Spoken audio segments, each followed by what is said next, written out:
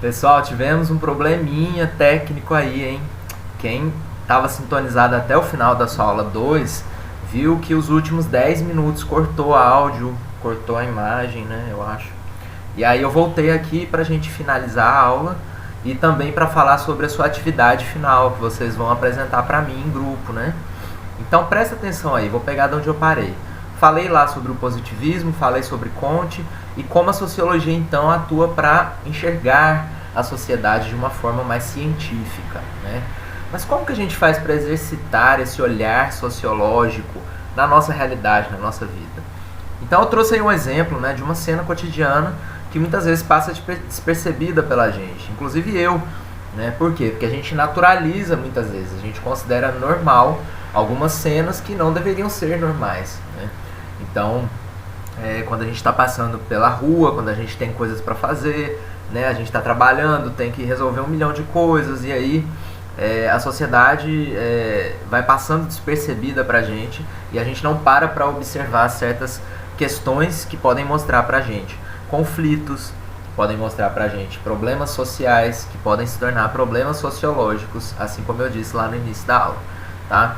Então, se a gente para analisar essa cena aqui, né, a gente tem então, se eu fosse simplesmente manifestar minha opinião, né, não no caso a minha opinião, mas qualquer pessoa parasse para olhar e eu falar, então eu tenho uma loja, né, com a vendedora lá dentro, tenho produtos sendo vendidos na prateleira, com os preços, e tem uma moça com seu filho de colo sentada na rua e provavelmente ela está pedindo alguma doação e está escondendo o rosto do seu filho, né?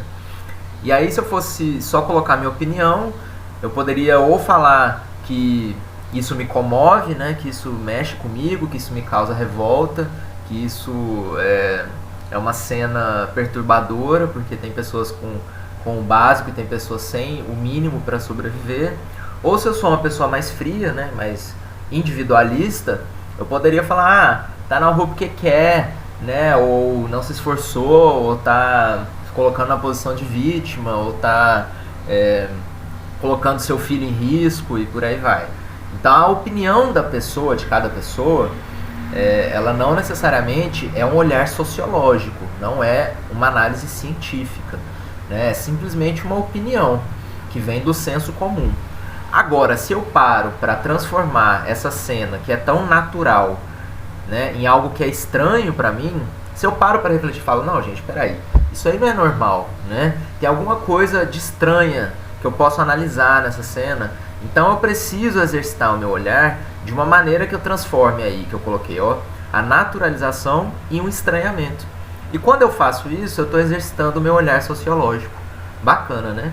E como que eu posso então analisar essa cena de uma forma mais científica e mais sociológica, né? Aí eu vou deixar um pouquinho de lado as minhas opiniões pessoais e eu vou analisar os elementos que essa foto está me mostrando. Então, por exemplo, né?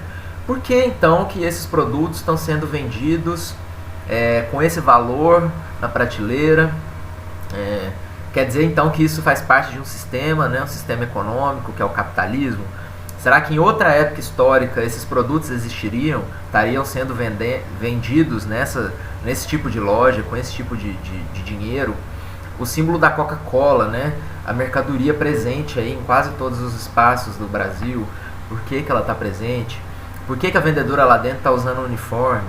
Né? Por que esses produtos estão sendo mostrados numa vitrine? Porque tem que chamar o cliente, né? Por que essa moça está posicionada na frente da loja? Por que ela só tem um carrinho, né, e mais nada? Esse saco de plástico que está do lado dela, será que é uma doação? Por que ela está tampando o rosto do filho? Né? Por que ela é uma mulher preta? Então, assim, se eu começo a me fazer esses tipos de pergunta, eu estou encaminhando o meu olhar para um olhar dentro da sociologia. E aí eu estou tentando entender isso de uma maneira mais crítica, né? Eu estou tentando entender o que está por trás dessa situação. E presta atenção numa das frases que eu coloquei lá no início, que Levi-Strauss fala, né? Às vezes a gente não vai achar as respostas, todas as respostas, nem vai ter 100% de certeza sobre essa situação social que está acontecendo aí nessa foto. Mas o importante não é achar as melhores respostas. Lembra lá? O importante é fazer as melhores perguntas, né? Então agora sim eu estou exercitando o meu olhar sociológico, tá? E sua atividade final vai seguir o mesmo caminho. Vocês vão se dividir em grupos e aí vocês vão receber cada grupo uma imagem parecida com essa. E aí eu quero que vocês façam a mesma coisa, né? Que vocês exercitem seu olhar sociológico para analisar essa imagem e depois apresentar para a turma. Tem algumas perguntinhas que vocês vão ter que responder, que eu coloquei lá no seu mural, então leia a orientação toda da atividade para você entender. Vocês vão clicar no link que já está lá, vão abrir o documento e vão escrever lá no documento compartilhado. Cada pessoa do grupo vai escolher uma cor, né, para poder escrever, sem apagar o que o outro colega já escreveu. E no final vocês vão montar uma redação reunindo a contribuição de todas as pessoas e vão apresentar na semana que vem pelo Meet, né? Uma ou duas pessoas do grupo aí que tiver mais facilidade em falar, vai lá e vai explicar para a turma as conclusões e o que vocês analisaram da sua imagem. Tá bom? Então essa foi a sua atividade final e a conclusão da aula 2. Obrigado por terem chegado até aqui e a gente, qualquer dúvida, estou sempre à disposição. Só falar com o prof, tá bom? Beijo no coração. Tchau, tchau.